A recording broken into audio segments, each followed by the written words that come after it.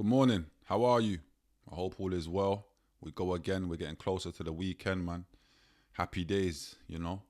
Let's do the fundamentals. Let's get the teeth brushed, sleep out of our eyes, hold that fresh, get some time for ourselves. Let's get the prayers in and stay prayed up. You know, man, we salute to the Muslim brothers and sisters approaching the end of Ramadan, about to celebrate Eid. And to my Christians doing Lent, salute to you all. Whichever God you believe in, there's only one God. I hope you all find peace on this journey you've been on. Now, today, I just want to touch on out of sight, out of mind, innit? Like, I'm having a lot of discussions as of late. People always want to bring to my attention that, they don't see me enough, or I'm not around no more, or all these things, And sometimes I think, is there mixed messages when they're telling me this?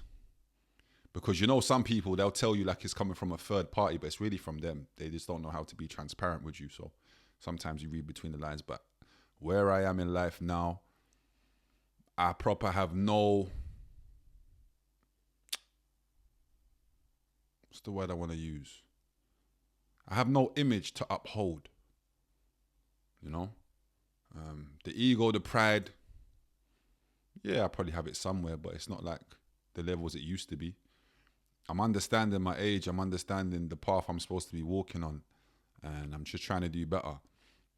When I say I'm trying to do better, it doesn't mean I'm better than anybody, because I'm really not. It just means, in my mind, I believe in what I should be doing and what I should stop doing. And I'm aware that once you're out of sight, you're out of mind. And when that happens, if you come from estates or, large numbers, you used to be large numbers of you lot, people will always, start backbiting you. And it can start off light at first, don't see him no more. Then it goes into, he's not on nothing no more. And this can only be signs of progression for you, is what I want to let you know. If you're the person that has distanced himself or herself for any reason to better yourself, and you're hearing the gossip, you're hearing the rumors, people are telling you what's being said, my message would be, don't allow it to control your narrative. Stick to your narrative. Stick to what it is you're doing. You're doing what you're doing for a reason, and it's only a reason you need to be concerned with.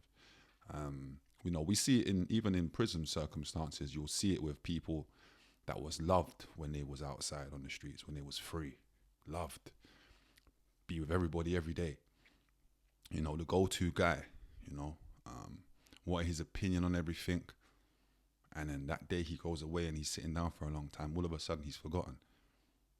But then the ripple effect is that the family members of the individual are watching those individuals now not come around no more, or not be as present as they once was when that individual was home.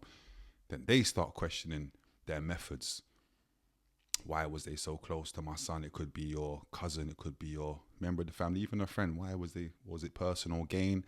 And that's where a lot of people start to realize a lot of people are just around you for personal gain. There will only be a core amount of people around you because they really like to be around you for you and who you are and what you represent.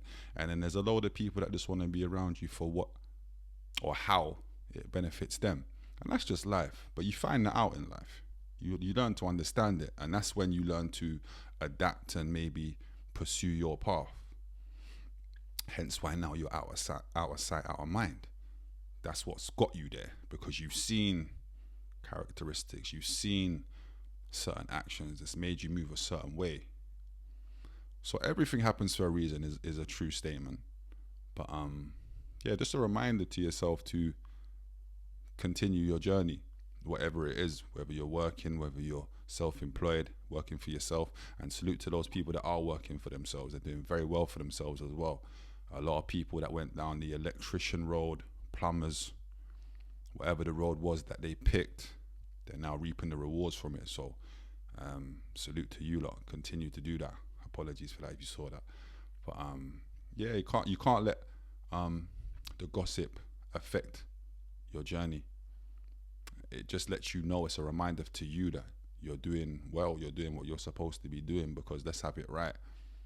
That was always the plan. That was always the motivation when you were younger growing up, that one day you would be far away from where you grew and You'll be moving a little different, God willing, you know. And a lot of people didn't even get to make that transition.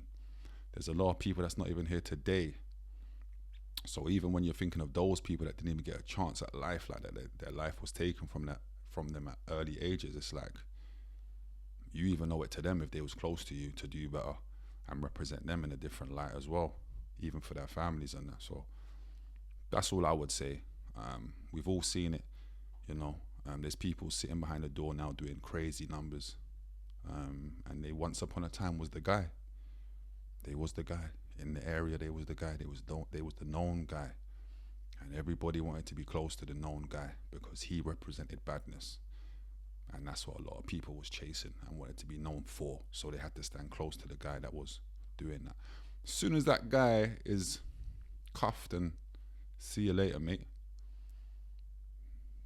you might get 1 or 2 letters here and there in the beginning.